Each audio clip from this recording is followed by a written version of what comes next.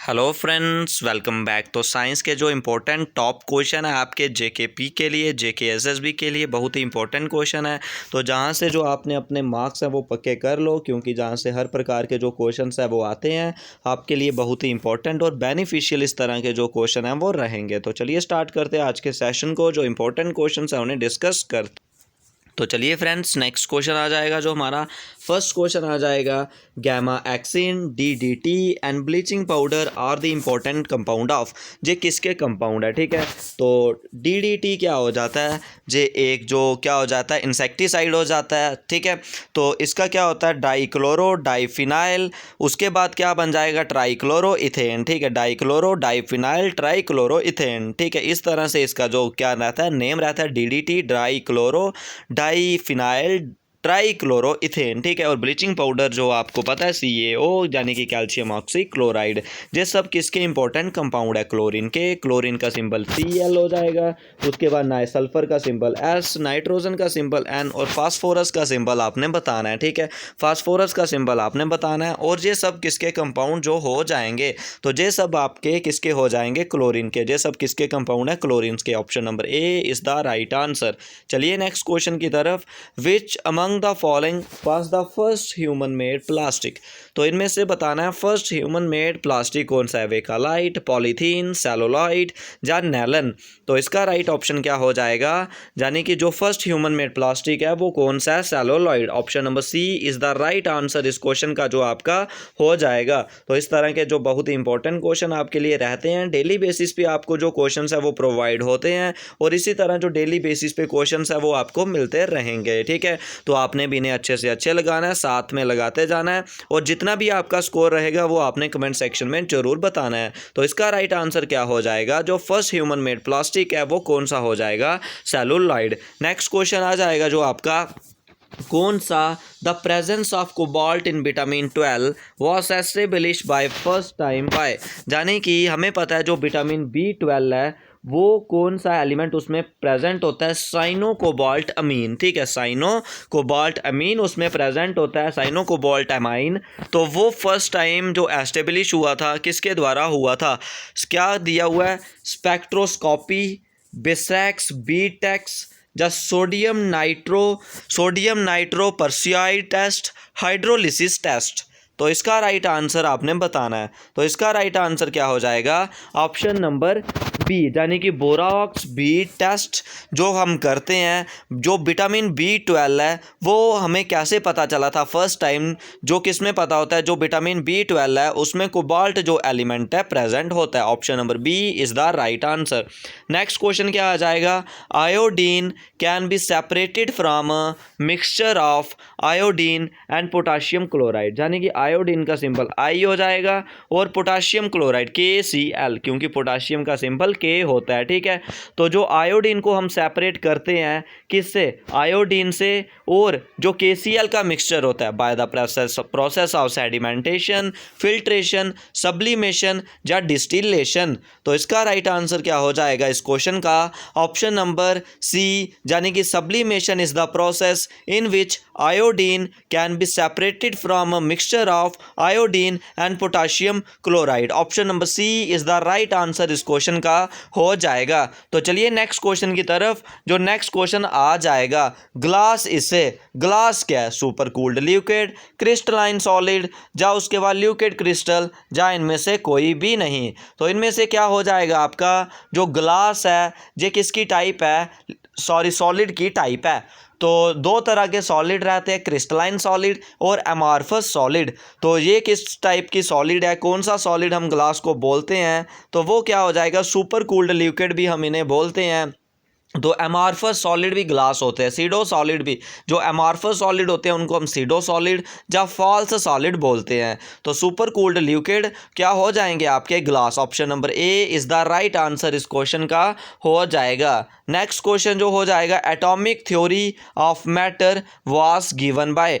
जो atomic theory है matter की वो किसने दी हुई है, एवोगैड्रो, डाल्टन, न्यूटन या पास्कल, ठीक है। तो इनका आपने बताना है atomic theory said that atom can neither be created nor be destroyed, but atom can convert it from one form to another form, and atom can be indestructible. Atom can convert it from one form to another form. Atom can neither be created nor be destroyed. Atom is smallest thing. ठीक है, तो इसका right answer आपका क्या हो जाएगा? Option number B, यानी कि जॉन डाल्टन ने जो थ्योरी ऑफ किसकी है, एटॉमिक थ्योरी, वो डिस्कस की है। तो option number B is the right answer इस क्वेश्चन का हो जाएगा। Next question, 3 basic component of an atom. Atom के 3 बेसिक कंपोनेंट बताने हैं, proton, neutron and ions. Proton, neutron and electron. Protium, deuterium and tritium. Proton, neutrons and ions. तो proton positive charge होता है, न्यूट्रॉन न्यूट्रल चार्ज होता है, और ions क्या होता है आपके पास? आयन होते हैं कोई charge species. Proton positive charge, neutron neutral charge, और इलेक्ट्रॉन आपका क्या हो जाएगा? Negative charge.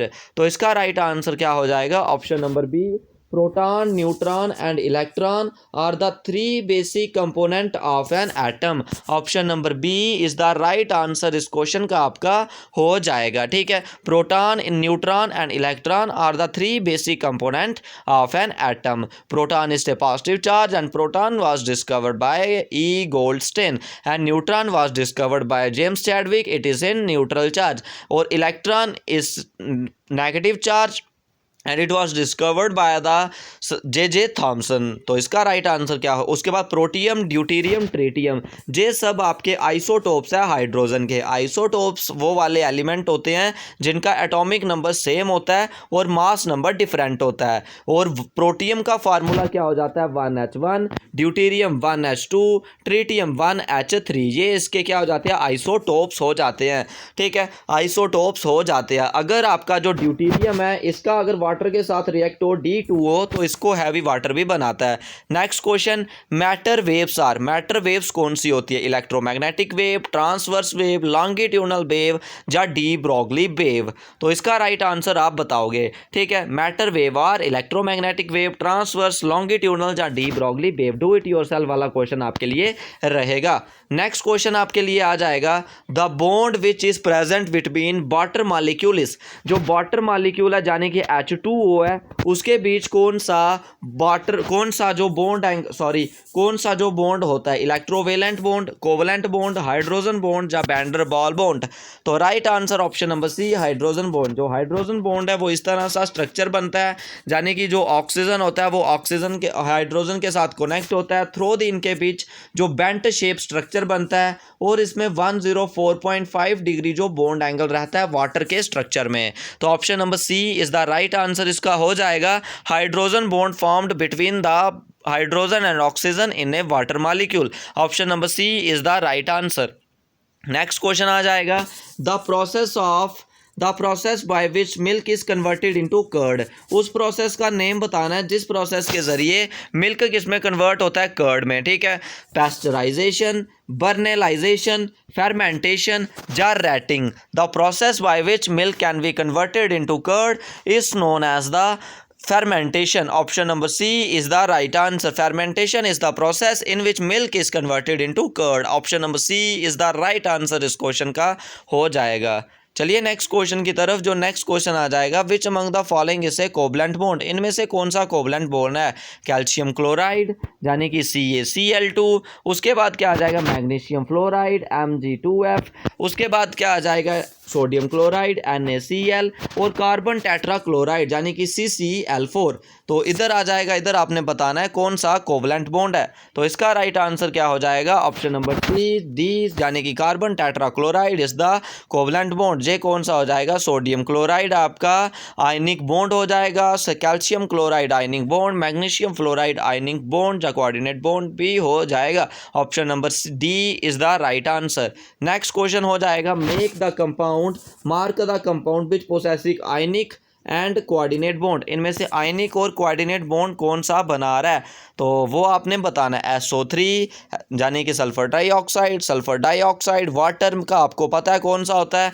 वाटर में हाइड्रोजन बॉन्ड। इनमें कौन सा बनेगा? Covalent bond. इनमें भी कोवलेंट बॉन्ड। और इनमें क्या बनेगा आपका? जो आयनिक कोवलेंट और coordinate bond ammonium chloride. Option number D is the right answer इस क्वेश्चन का हो जाएगा। तो चलिए नेक्स्ट क्वेश्चन की तरफ। Cosmetic powder are prepared from, किससे कॉस्मेटिक पाउडर जो बनता है, एस्बेस्टॉस, टॉक, जिप्सम या सर्पेंटाइन। डू इट योरसेल्फ वाला पार्ट आपके लिए रहेगा। Next question, pH of fresh milk is 6, यानी कि जो pH पावर ऑफ हाइड्रोजन या potential of hydrogen fresh milk की 6 होती है। जब वो दूध खट्टा होता है उसकी pH कितनी होती है, लेस देन 6, ग्रेटर देन 6, या सेम रहती है या न्यूट्रल रहती है 7 पे। तो वो क्या हो जाएगा आपका इसका ऑप्शन नंबर ए, यानी कि बी, यानी कि लेस देन 6 इसका हो जाएगा। ठीक है, कितनी होती है, 6 से कम हो जाती है। Next question, the acid in A gastric use, gastric use में कौन सा एसिड होता है, एसिटिक एसिड। एसिटिक एसिड क्या हो जाएगा आपका CH3COOH, और नाइट्रिक एसिड HNO3, उसके बाद hydrochloric acid HCl, sulphuric acid H2SO4। Gastric juice में कौन सा एसिड प्रेजेंट होता है, ऑप्शन नंबर सी, यानी कि hydrochloric acid is the right answer इस क्वेश्चन का हो जाएगा। आपको इसकी आंसर की भी मिल जाएगी। आपने अच्छे से अच्छा अपना जो स्कोर एंड में बनाना है और अच्छे से अच्छा अपनी जो प्रेपरेशन है वो अपने एग्जाम के लिए करनी है। तो आज की वीडियो में बस इतना ही। कोई डाउट होगा तो कमेंट सेक्शन में जरूर पूछिए। चैनल से फर्स्ट टाइम जुड़े हो तो सब्सक्राइब कर लीजिए। इस वीडियो में बस इतना।